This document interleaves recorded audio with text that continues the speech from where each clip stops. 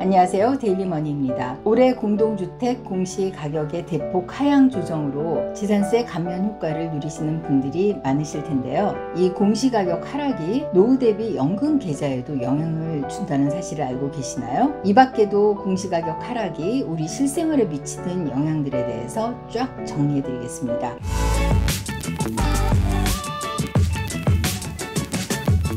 흔히들 노후 대비 절세 상품 3종 세트를 꼽으라면 연금저축과 IRP 그리고 ISA를 꼽습니다. 이 중에 연금저축과 IRP가 노후 대비 장기 절세 상품들입니다. 연간 1,800만원까지만 납입이 가능한 금융상품이죠. 그런데 7월부터 부부 합산 1주택자일 때 부부 중 한 명이 60세 이상이라면 기존의 주택을 팔고 좀 더 낮은 가격의 주택으로 이사할 경우에는 차액 중에 1억까지 추가 납입할 수 있는 제도가 생겼습니다. 그런데 모든 주택이 혜택을 받을 수 있는 건 아니고요. 종전주택의 공시가격이 12억 원 이하일 때만 해당이 됩니다. 기획재정부가 발표한 7월부터 달라진 제도에 따르면요. 부부 중 한 명이 60세 이상이고 부부 합산으로 공시가격 12억 원 이하 주택을 한 채만 소유하고 있을 때만 자격이 되는데요. 만약 그 집을 팔고 더 낮은 가격의 집으로 갈 경우 양도 차익이 생기겠죠. 혹은 기존 주택을 팔았는데 더 이상 주택 구입을 하지 않을 경우도 있습니다. 이 두 경우의 양도 차익 모두 해당이 됩니다. 그 차익 중 1억까지 연금 계좌에 원한다면 추가 납입을 할 수 있습니다. 연금저축펀드나 IRP로 과세이연 혜택을 받으며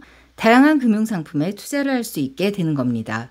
단 주택 양도일로부터 6개월 안에 납입해야 하고요. 이렇게 추가 납입한 1억에 대해서는 정부가 5년 동안 사후 관리를 해서요. 현재 집보다 더 비싼 집을 다시 취득하는 경우에는 추가 납입한 1억 원은 연금 계좌에서 배제됩니다. 공시가격 6억 이하 공동주택이 우리나라 전체 주택의 93.3%에 달합니다. 지난해에 비해 공동주택 공시가격은 전국 평균 18.63%가 하락했습니다. 그러니 공시가격 12억 원 기준은 대부분 충족하지 않을까 싶습니다. 예를 들어 남편 A씨가 60세, 부인이 54세인 부부의 경우 보유 아파트를 10억 원에 팔고 7억 원 주택으로 다운사이징해서 이사할 경우에요. 그 양도 차익 중에 1억 원은 연금 계좌에 원한다면 추가 납입해서 노후 대비 재테크를 할 수 있게 되는 겁니다. 공시가격이 떨어졌다는 말은 한마디로 내 집값의 가치가 떨어졌다는 말이라서 기분이 썩 좋지 않게 느껴지실 수도 있습니다. 하지만 이 공시가격 하락이 오히려 우리 실생활에 훨씬 도움을 줍니다. 무엇보다 공시가격은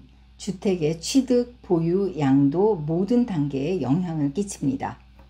먼저 취득시 납부하는 취득세와 관련해서는요. 공시가격 1억 원 이하 주택의 경우에는 취득세 중과세 대상에서 제외되고요. 또 취득세 계산 시 산정되는 주택수에도 포함되지 않습니다. 그래서 공시가격이 하락할수록 취득세 중과제의 대상이 확대되는 효과가 있습니다. 보유 단계 세금에서는요. 재산세와 종부세 모두 그해 공시가격이 세금액에 큰 영향을 줍니다. 따라서 당연히 공시가격이 낮아질수록 보유세 부담도 적어지는 거죠. 다음 공시가격이 양도 단계에 미치는 영향을 살펴보면요. 매도 후에 내야 하는 양도소득세를 구할 때 반드시 알아야 하는 것이 양도 차익입니다. 양도 차익은 실지 양도 가액에서 실지 취득가액을 제한 값이 원칙인데요. 실지 취득가액을 알 수 없을 경우가 있습니다. 예를 들어 취득기간이 너무 오래되어 매매계약서를 분실했을 경우 이런 경우에는 환산 취득가액으로 계산하게 됩니다. 이 노란 박스 안에 환산 취득가액을 구하는 식을 보시면요. 양도 기준시가 즉 양도할 때 공시가격이 이 분모에 있기 때문에 양도 공시가격이 적어질수록 환산 취득가액은 높아지겠죠. 즉 취득가가 높아지게 됩니다. 그래서 결국 양도 차익이 적어져 양도세 절감 효과가 크게 나타납니다. 다음 장점은요. 무주택자나 1주택자에게 돌아갈 수 있는 큰 혜택입니다. 공시가격이 무주택자에게도 혜택을 준다니 이상하게 들리시죠? 그런데 실제로 근로소득이 있는 무주택자나 1주택자가 주택을 취득할 때 혜택을 받을 수 있는 제도가 있습니다. 이른바 장기주택 저당 차입금 이자 상환액 소득 공제입니다. 취득 당시 공시가격 기준을 정하고요. 그 이하 주택에 대해서 주는 연말 정산 혜택입니다. 원래는 공시가격 5억 원 이하 주택을 취득할 때 300만 원에서 1,800만 원까지의 소득 공제를 주는 혜택이었는데요. 기획재정부 2023 세법 개정안 상세본이 발표되었습니다. 여기서 그 기준이 상향 조정되었는데요. 내년 1월 1일부터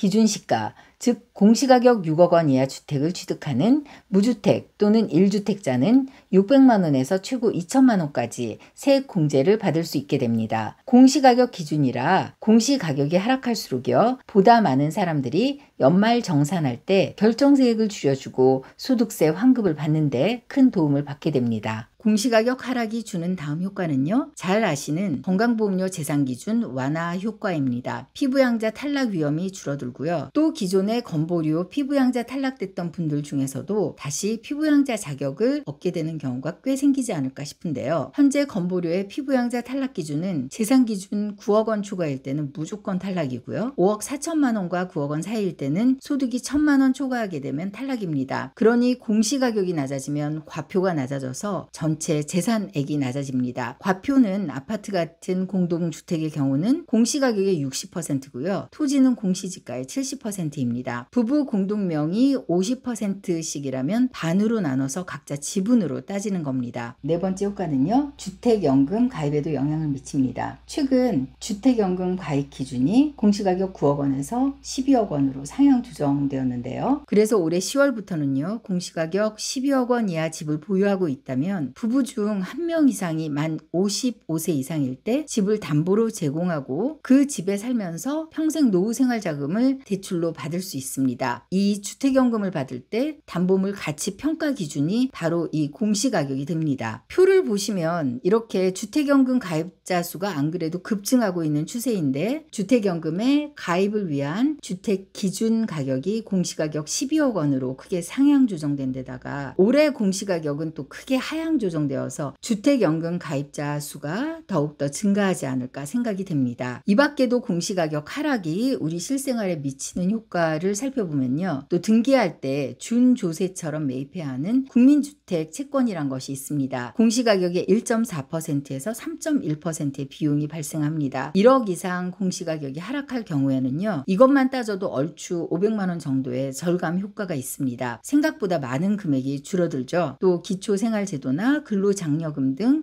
각종 장려금, 또 자녀의 국가장학금 혜택을 받는 대상이 확대되는 효과가 있습니다. 그러면 이런 혜택들을 받기 전에 어디에서 우리 집의 공시가격을 정확히 확인해 볼 수 있을까요? 또 교통부에서 제공하는 공시가격 알림이 사이트가 있습니다. 자신이 보유한 부동산 종류를 검색해서 주소를 넣으시면 해당 공시가격을 확인하실 수 있습니다. 오늘은 공시가격 하락으로 세금과 건보료뿐만 아니라 주택연금, 또 연금계좌 등등 우리 실생활에 다양하게 미치는 영향들에 대해서 알아봤습니다. 지난해까지 받지 못한 혜택들을 올해는 조건이 충족되어서 받을 수 있는 혜택들이 꽤 많이 늘어날 테니까요. 조건 되시는지 알아보시고 다양한 혜택 누리시길 바랍니다. 도움되셨다면 구독, 좋아요, 알림 설정 꼭 눌러주세요. 데일리머니였습니다.